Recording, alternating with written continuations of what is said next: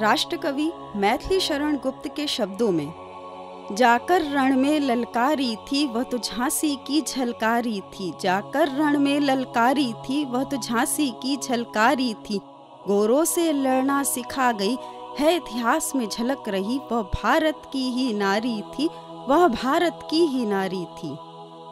22 नवंबर 1830 को झांसी के एक कोली परिवार में जन्मी झलकारी बाई ने सिद्ध किया कि मजबूत इरादों और निरंतर प्रशिक्षण से हर असाध्य लक्ष्य को साधा जा सकता है।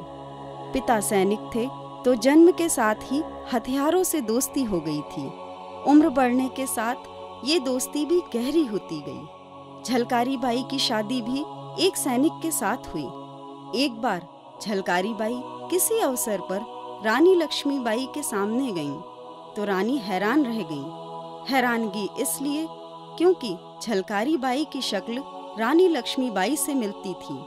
उसी दिन से रानी लक्ष्मीबाई और झलकारी बाई में घनिष्ठता बढ़ने लगी।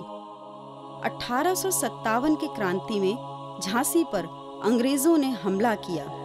एक सेना नायक ने विश्वासघात किया और झांसी के अभेद्य किले पर खतरा मंडराने लगा।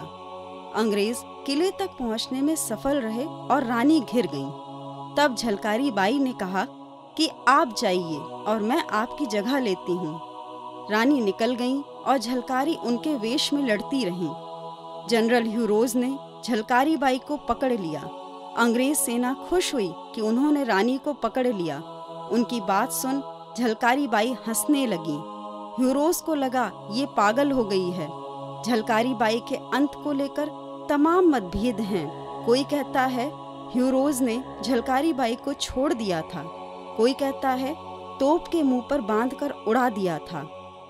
झलकारी बाई की कहानी आज भी बुंदेलखंड की लोक गाथाओं और लोकगीतों में सुनी जा सकती है।